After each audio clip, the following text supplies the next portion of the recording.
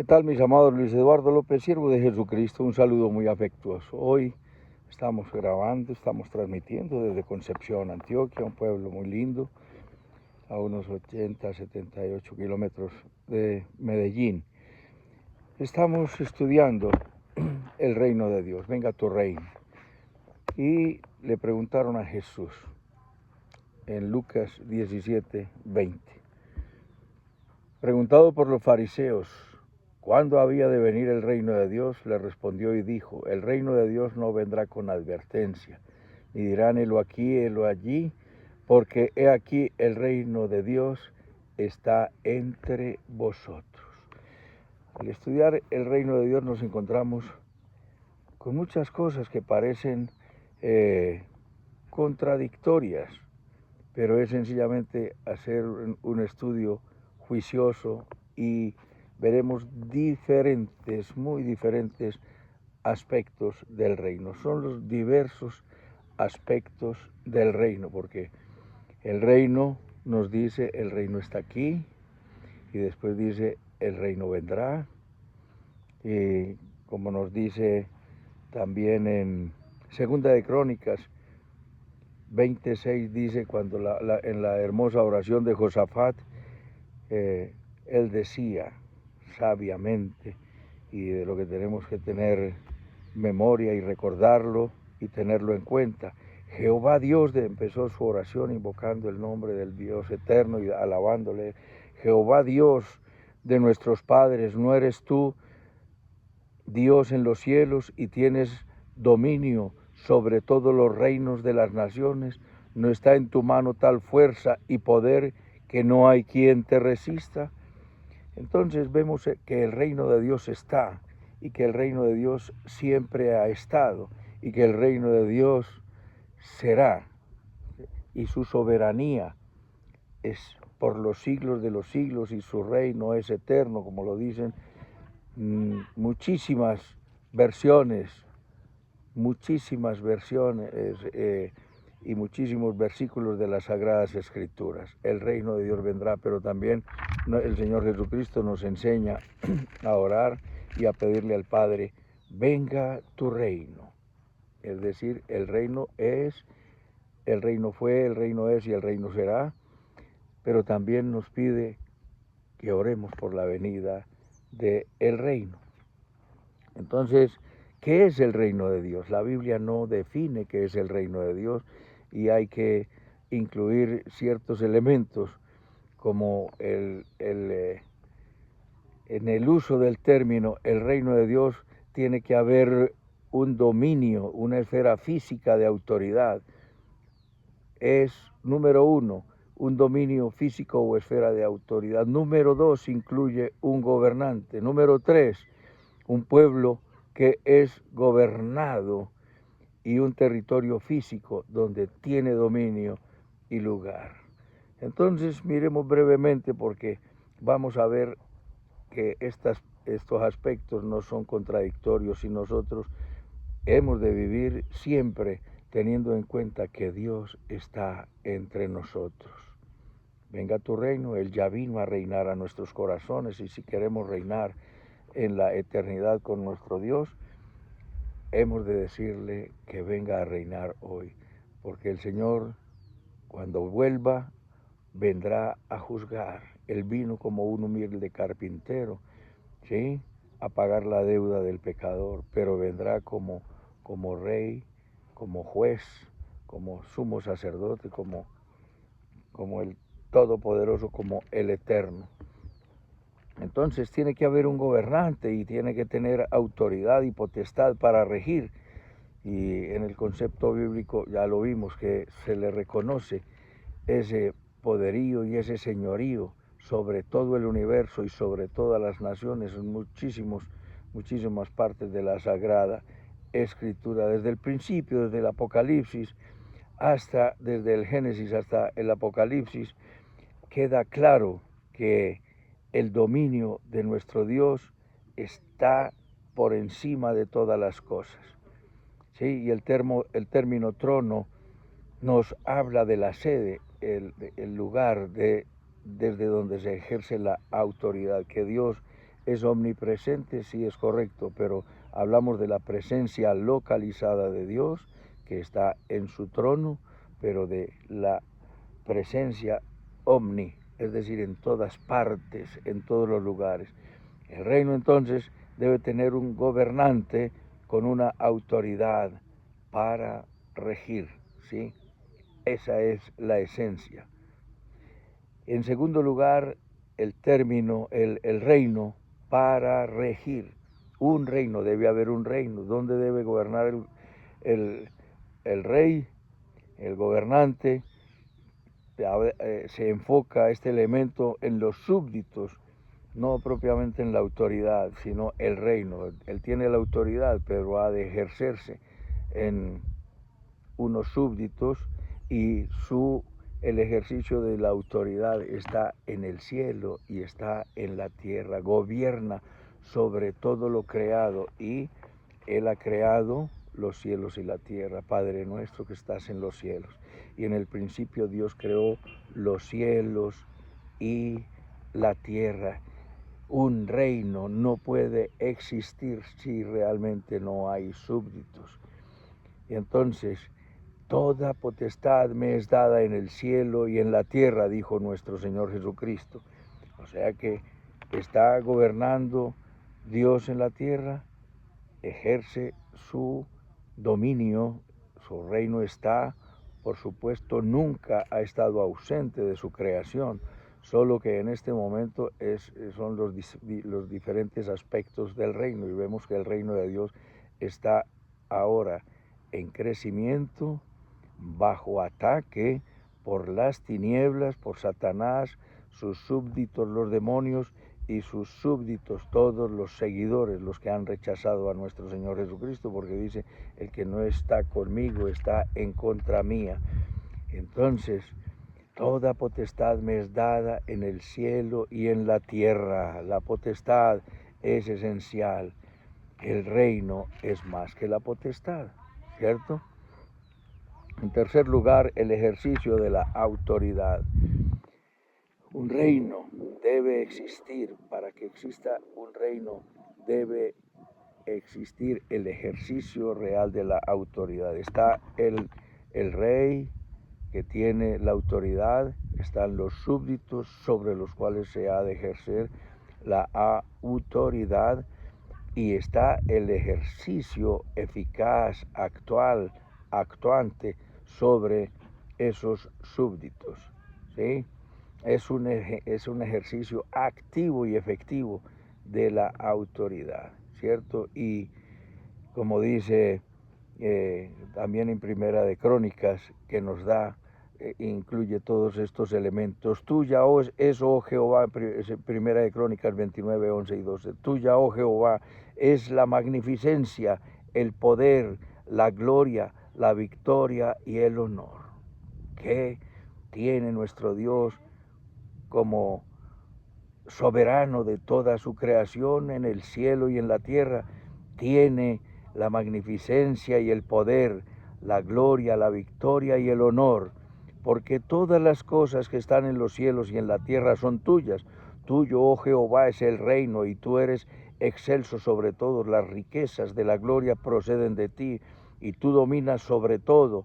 En tu mano está la fuerza y el poder, y en tu mano está el hacer grande y el dar poder a todos. Dar poder y dar toda bondad, porque tenemos un Dios que es benevolente, un Dios que es bueno, un Dios que es justo, un Dios que es santo, un gobernante que es bueno, justo, santo y todopoderoso, contrario de los gobiernos del mundo. Dios, en este momento, teniendo autoridad sobre toda su creación, está tolerando el pecado, esperando que todos procedan al arrepentimiento, primera de Timoteo 2:4 y segunda de Pedro 3:9. Dios no retarda su regreso como algunos tienen por tardanza, sino que es paciente para con todos, esperando que procedan al arrepentimiento. Mi amado que me escuchas, es hora de que tú digas, Señor, me arrepiento de todos mis pecados.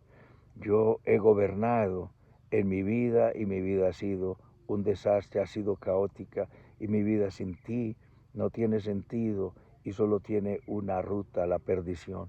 Pero si tú te arrepientes y le dices, lo reconoces como Rey, como Salvador, como Señor y Dios, Él vendrá y con todo su poder para hacerte grande, darte salvación y darte lugares de honra. Entonces, en el concepto bíblico se incluye estos tres elementos que ya hemos visto: un gobernante, una autoridad para regir, un dominio sobre los súbditos, y un cuarto, el ejercicio real de la autoridad. Y hay unas diferencias en el concepto del reino de Dios, ¿cierto? Y para entender esas diferencias debemos mirar brevemente, número 1, el comienzo del reino de Dios. Número 2, el campo de acción del reino. Número 3, hay una diferencia en la administración del reino. Para entender todo esto vamos a mirar que el reino es algo que siempre existió, como lo dice el Salmo 10, 16, 145, 13, y como está en Daniel 2:44, cuando desciende sobre la estatua que muestra los reinos de Babilonia, Medo-Persia, Grecia, Roma y la Roma revivida, y viene y desciende una piedra no cortada por manos y destruye la estatua, porque destruyen todos los reinos del mundo. Los gobiernos de los hombres llegarán a su final, y estos gobiernos de los hombres no han sido bajo la dirección de Dios. Algunos gobernantes se han puesto sobre la autoridad, debajo de la autoridad de Dios. Los gobernantes humanos se han puesto sobre Dios, o desconociendo a Dios, o ignorando a Dios, y blasfemando aún a Dios. Unos cuantos ha habido gobernantes en el mundo que han reconocido a Dios, le han dado todo el honor, porque como dice también en el libro de Daniel, capítulo 2, 20, 21, Él pone reyes y quita reyes. Él está por todo, toda la autoridad, y como dice Romanos 13, toda autoridad proviene de Dios, y el que se resiste a la autoridad, a lo establecido por Dios, se resiste. Entonces vemos que el reino de Dios viene y destruye. Él es Rey eterno, Él es Rey glorioso, y destruirá los gobernantes humanos. Entonces, el comienzo del reino de Dios, si por un lado decimos que es un reino eterno, no contradice que es el reino que empezará a regir en el futuro. El reino eterno se refiere a ese reino universal y sublime de nuestro Dios desde antes de la fundación del cielo y de la tierra, pero no contraría ni contradice los aspectos del reino en su perfección. No porque la autoridad de Dios haya sido resquebrajada, no, se resquebrajó, se dañó, fue la autoridad que Dios le concedió a Adán y Eva, y eso lo vamos a ver en la otra charla. El reino de Dios en el paraíso, el reino de Dios después de la caída, el reino de Dios en los profetas, el reino de Dios en la teocracia de Israel, el reino de Dios inaugurado por Jesús en la segunda venida, el reino de Dios en la inauguración del milenio, y el reino de Dios en el estado eterno. Vemos que estos son aspectos del reino de Dios, porque mucha gente dice, no, Dios no puede estar reinando en este momento, porque el que está ganando la batalla pareciera que fuera el diablo. Dios está tolerando, y Dios no ajusta cuentas. Como vemos que la maldad crece, y dice Pablo a Timoteo en la segunda carta, capítulo 3, que los hombres irán de mal en peor, engañando y siendo engañados, no quiere decir que el reino de Dios está debilitado, sino que Dios es tolerante, está esperando que todos procedan al arrepentimiento. Y hoy es un llamado para ti, mi amado, que me escuchas, que vengas al reino de Dios. Entonces, diferencias en el uso del término reino de Dios. Se refiere al reino eterno, que es desde la eternidad y hasta la eternidad, pero también el reino que vendrá en su perfección y que ha venido en las diferentes modalidades a través de la historia, como te lo acabo de mencionar y como lo veremos en la próxima charla. En segundo lugar, también hay una distinción en el campo de acción. Y entonces a veces la Sagrada Escritura habla del reino de Dios como algo que tiene un alcance universal y como un reino que tiene un alcance y una ejecución terrenal.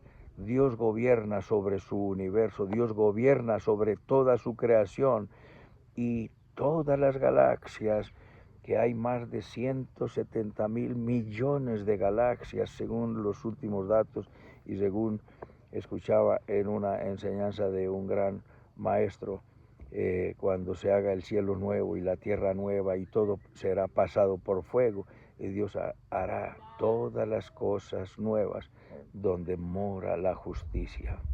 Es el reino terrenal. Y en tercer lugar, la administración del reino. El reino a veces se presenta como un gobierno directamente. Dios lo administra directamente y en ocasiones por interpuesta persona. En el Salmo 2 nos dice que el mediador regirá sobre todas las naciones y es el Mesías, aunque ese Mesías es el mismo Dios. Y no hemos de desconocer los misterios del reino, que hablaremos de eso posteriormente cuando Dios le dice a los discípulos explicando las parábolas del trigo y la cizaña, del sembrador y las parábolas de Mateo capítulo 13, ¿por qué les hablas en parábolas? Y le dice el Señor, porque a vosotros os es dado conocer los misterios del reino. ¿Cuáles son los misterios del reino? Son muchos, pero un misterio del reino es sencillamente el reino en la tierra en ausencia de el rey. Él regirá. Y entonces vemos que hay una distinción en el reino de los cielos y el reino de Dios. Y Mateo utiliza el reino de los cielos y Marcos y Lucas utiliza la expresión el reino de Dios. Mateo fue escrito para judíos y los judíos han tenido mucha reverencia, mucho respeto por el nombre de Dios, y para no pronunciar el nombre de Dios ellos entonces les hablaba de el reino de los cielos, pero es decir, son términos en concreto intercambiables. Algunos aspectos diversos del reino de Dios es que hay un reino universal. Dios reina sobre toda su creación, como lo vimos en Primera de Crónicas 29, 11 y 12. Tuya, oh Jehová, es, recordemos, la magnificencia, el poder, la gloria, la victoria y el honor. Y todas las cosas que están en los cielos y en la tierra son tuyos. Todo le pertenece y Él ejerce su autoridad sobre su creación como bien le parece. No tenemos autoridad para cuestionar a Dios. Él es el soberano, Él nos hizo, Él nos creó, Él nos redimió. Has aceptado la redención de nuestro Señor Jesucristo. Tuyo, Jehová, es el reino y tú eres excelso sobre todos. Las riquezas y la gloria proceden de ti. Tú dominas sobre todo. En tu mano está la fuerza y el poder, y en tu mano está el hacer grande y dar poder a todos. Entonces hablamos de un reino universal sobre el cual gobierna nuestro Dios. Hay también se conoce como un reino espiritual, y en Colosenses 1:13 nos dice que Él nos trasladó de las tinieblas a su luz admirable, ¿sí? Y nos dice en Colosenses 1:13 y en 1 de Pedro 2:9 nos dice, vosotros sois real sacerdocio, nación santa, linaje celestial, pueblo adquirido por Dios. Dice, ¿para qué? Para que anunciéis las virtudes de aquel que os llamó de las tinieblas a su luz admirable. Nos sacó de las tinieblas y nos trajo, y Él habita en ese reino espiritual, en el corazón de cada creyente. Jesucristo, si adoras a otro Dios, ese Dios gobernará en ti, pero te invitamos a que venga el Dios eterno, único, santo y soberano a reinar en ti, el reino teocrático de Dios y Dios ha reinado en el pueblo de Israel hasta donde quisieron que reinara en ellos, porque él le insiste y el libro de Isaías dice: quiere hijos y los engrandecí y ellos me dieron la espalda.